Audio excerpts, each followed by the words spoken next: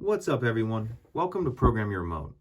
Today we're going to be doing a battery change on a Dodge Smart Key. This particular Smart Key fits the Challenger, the Charger, and the Dart. Yours may or may not have remote start. This is obviously the 5-button with remote start. If yours is the 4-button without, it's the same procedure. So the first thing we need to do is press this little slide on the back and remove the emergency key out of the bottom.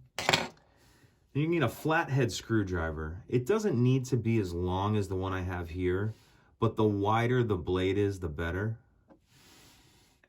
And we're gonna take it and put it in this slot right here. You can see that on the camera. So we're gonna put it in there and then just twist it as though you're turning a key. Open up like that. We have our battery here. If you use your screwdriver, you can kind of get the edge of it. Like that.